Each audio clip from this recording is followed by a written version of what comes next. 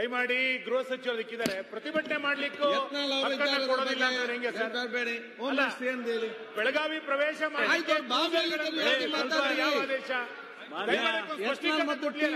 ಪ್ರತಿಭಟನೆ ನಡೆಸ್ತಾ ಇದ್ದಾರೆ. ಅಧ್ಯಕ್ಷರೇ, ನನಗೆ ಬಂದಿರತಕ್ಕಂತ ಮಾಹಿತಿ ಪ್ರಕಾರ 5,000 ಟ್ರ್ಯಾಕ್ಟರ್ಗಳನ್ನ ತೆಗೆದುಕೊಂಡು ಇಲ್ಲಿ ಸುವರ್ಣಸೌಧದ ಹತ್ತಿರ ಬಂದು ಅಲ್ಲಿ ಪ್ರೊಟೆಸ್ಟ್ ರ್ಯಾಲಿ ಮಾಡಬೇಕು ಅಂತ ಬಸವರಾಜ್ ಅವರೇ, ಇಲ್ಲಿ ಬನ್ನಿ ಅಥವಾ ಅಲ್ಲಿ ಸೀಟಲ್ಲಿ 5,000 ಟ್ರ್ಯಾಕ್ಟರ್ ಇಲ್ಲಿ ಬರೋದಾದ್ರೆ ನಾವು ಇಲ್ಲಿ ಸದನನೂ ನಡೆಸೋದಕ್ಕಾಗೋದಿಲ್ಲ, ಯಾವುದೇ ರೀತಿ ಲಾ ಅಂಡ್ ಆರ್ಡರ್ ಮೇಂಟೈನ್ ಮಾಡೋದಕ್ಕಾಗೋದಿಲ್ಲ.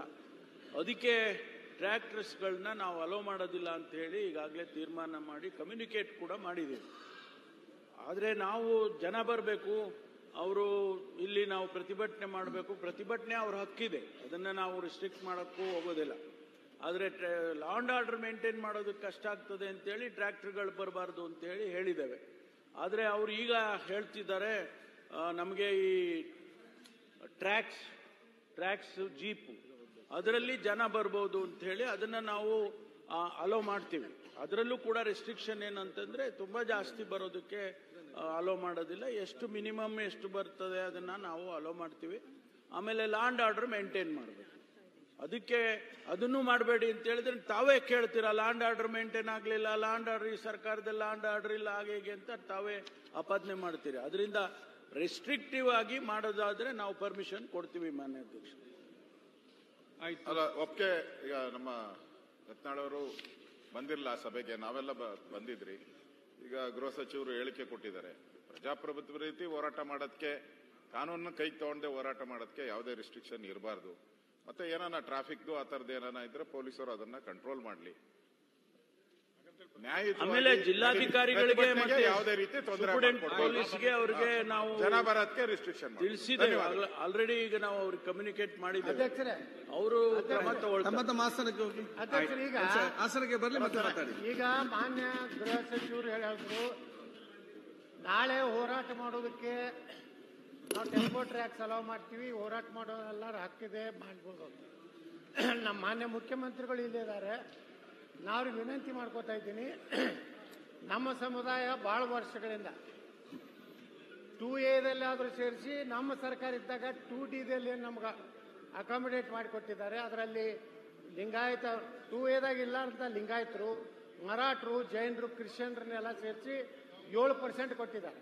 ಅದು ಮಾನ್ಯ ಮುಖ್ಯಮಂತ್ರಿಗಳು ಇದಕ್ಕೊಂದೇನಾದರೂ ಸೂತ್ರ ಕಂಡುಹಿಡಿದು ನಾಳೆ ಸಭೆ ಕರೆದು ಒಂದೇನಾದರೂ ಕಾಂಕ್ರೀಟ್ ಆಗಿ ಒಂದೇನಾದರೂ ನಿರ್ಣಯವನ್ನು ಮಾಡಿಕೊಟ್ರೆ ಒಳ್ಳೇದಾಗ್ತದೆ ಅಂತೇಳಿ ನಾನು ಮಾನ್ಯ ಮುಖ್ಯಮಂತ್ರಿಗಳಲ್ಲಿ ವಿನಂತಿ ಮಾಡ್ಕೊತೀನಿ. ಓಕೆ, ಈಗ ಪ್ರಕಟಣೆ ಅಧ್ಯಕ್ಷ ಸ್ವಲ್ಪ ಸಿಎಂ ಅವರು ಉತ್ತರ ಕೊಡ್ತಾರೆ. ಸಿಎಂ ಅವ್ರಿಗೆ ಹೇಳಿಬಿಡ್ಲಿ ಅಧ್ಯಕ್ಷರೇ. ಈಗೇನಂತ ದಯವಿಟ್ಟು ಮುಖ್ಯಮಂತ್ರಿಗಳು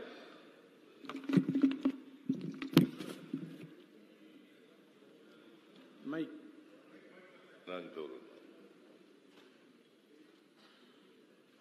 ಪಂಚಮಶಾಲಿ ಲಿಂಗಾಯತ್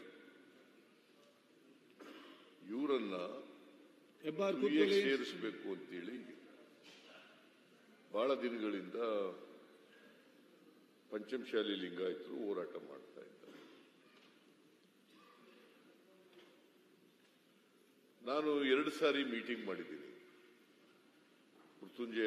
ಜಯ ಮೃತ್ಯುಂಜಯ ಸ್ವಾಮಿ ಮತ್ತೆ ಬೇರೆ ಮುಖಂಡರುಗಳು ಅವ್ರ ಜೊತೆಲೂ ಮೀಟಿಂಗ್ ಮಾಡಿ, ಆಮೇಲೆ ಜಯ ಮೃತ್ಯುಂಜಯ ಸ್ವಾಮೀಜಿಯವರು ಮತ್ತು ವಕೀಲರುಗಳು ಒಂದ್ಸಾರಿ ಚರ್ಚೆ ಮಾಡಿದ್ದೀನಿ. ನಮ್ಮ ಯತ್ನಾಳ್ ಅವರು ಕೂಡ ಭಾಗಿಯಾಗಿದ್ದರು. ಅಲ್ಲಿ ಬಹಳ ಸ್ಪಷ್ಟವಾಗಿ ಹೇಳಿದ್ದೀನಿ ನೋಡಪ್ಪ, ನಾನು ನಿಮ್ಗೆ ರಿಸರ್ವೇಶನ್ ಕೇಳಲಿಕ್ಕೆ ಅಡ್ಡ ಬರಲ್ಲ. ನೀವು ಈಗ ರಿಸರ್ವೇಶನ್ ನಲ್ಲಿ ಕೆಟಗರಿ ಮಾಡಿದ್ದಾರೆ, category 1, category 2A, category 3A, category 3B. Veerashaiva ಲಿಂಗಾಯತರು ಮತ್ತು ಪಂಚಮಶಾಲಿ ಲಿಂಗಾಯತರು ಕೆಟಗರಿ 3B ನಲ್ಲಿ ಬರ್ತಾ ಇದ್ದೀರಿ. ಯಾರನ್ನೇ ನಾವು ಕೆಟಗರಿ 2Aಗೆ ಅಥವಾ ಕೆಟಗರಿ 1ಗೆ ಸೇರಿಸಬೇಕಾದ್ರೆ, ಅಲ್ಲಿ ಇಲ್ದೇದವ್ರನ್ನ ಹೊಸದಾಗಿ ಸೇರಿಸಬೇಕಾದ್ರೆ ಪರ್ಮನೆಂಟ್ ಬ್ಯಾಕ್ವರ್ಡ್ ಕ್ಲಾಸ್ ಕಮಿಷನ್ ಅಂತ ಇರ್ತದೆ.